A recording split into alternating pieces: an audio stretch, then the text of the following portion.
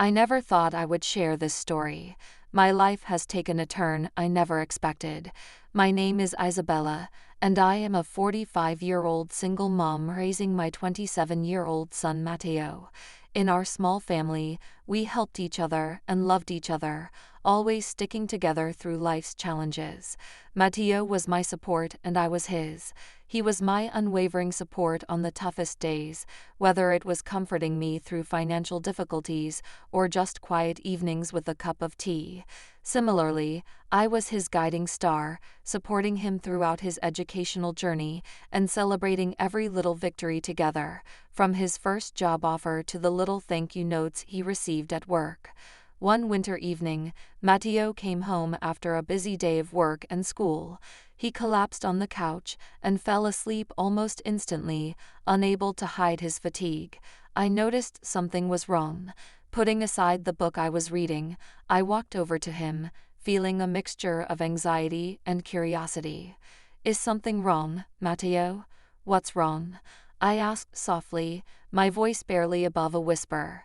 "No, Mom, nothing," he replied, shaking his head and trying to smile weakly. "Just a little tired today, nothing to worry about. I have faith in your strength, but if you're tired, go to my room and rest. I'll make you a cup of ginger tea," I replied, removing a strand of hair from his forehead. When Matteo lay down in my bed, I had a strange feeling that I couldn't define. As I adjusted the blanket over Matteo, I felt something hard and unexpected under the fabric that startled me. My heart raced frantically as I tried to figure out what it could be. For a moment my thoughts were confused and I hesitated, not knowing what to do in this situation. I quickly brushed the moment away, telling myself that there was nothing special about it, but the strange feeling of unease was still there, not wanting to let me go. I tried to brush it off, reminding myself that he was just a grown man who was having a rough day. Still, the strangeness lingered in my thoughts, unwilling to go away.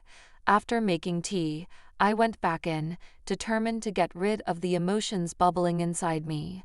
I told myself it was just a fleeting, awkward moment. Matteo was awake when I came in, looking peaceful under a warm lavender-scented blanket. I set the tea down beside him and perched on the edge of the bed, smiling encouragingly at him. The soft lighting in the room seemed to add an extra layer of calm. "You don't have to endure all of this alone, Matteo. Mommy is always there for you, no matter what happens," I said, my voice full of maternal affection. His tiredness seemed to dissolve as he leaned his head on my shoulder. His voice was soft and emotional, and the atmosphere between us was gentle and familiar.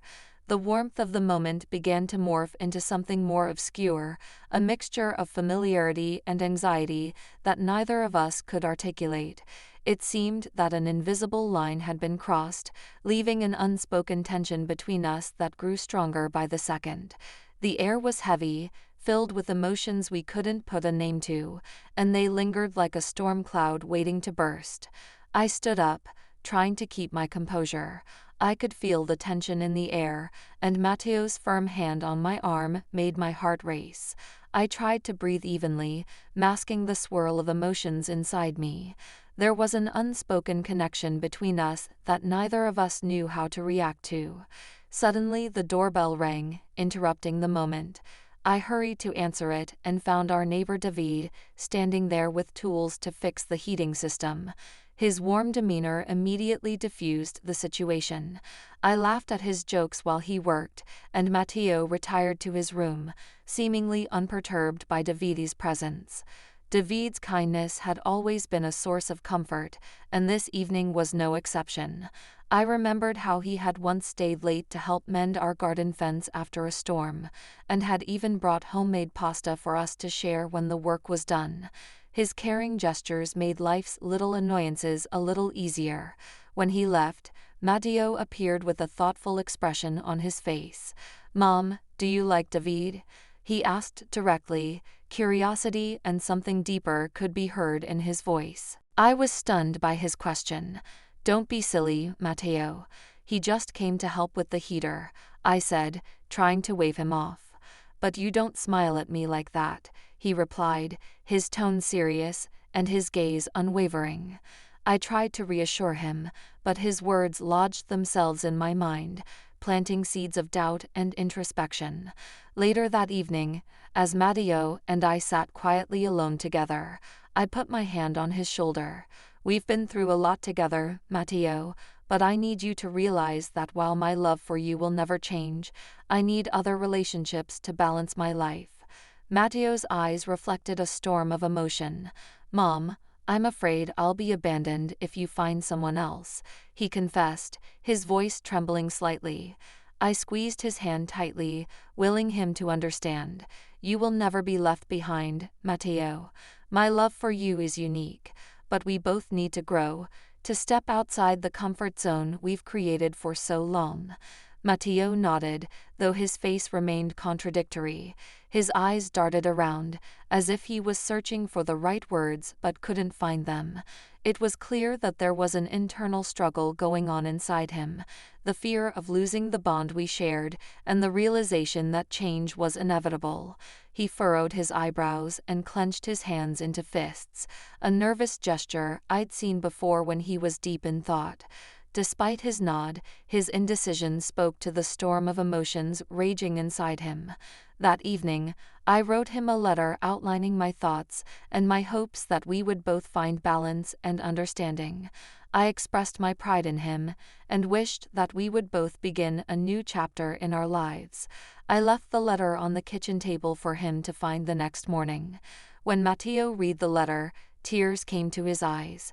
"You're right, Mother," he said quietly. "I was afraid of change, but now I see that if I love you, I must let you be happy."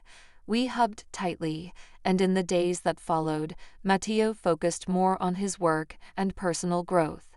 He even began to accept David's presence with an open heart. One evening when David returned his repaired watch to him, Matteo helped him with something and later told me, "He seems like a good man, Mom. If he makes you happy, that's the most important thing." I smiled, deeply touched.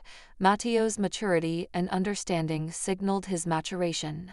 This story is just the beginning of a new chapter in our lives. If you want to know what happens next, let us know in the comments below. We'll be happy to share part 2 with you.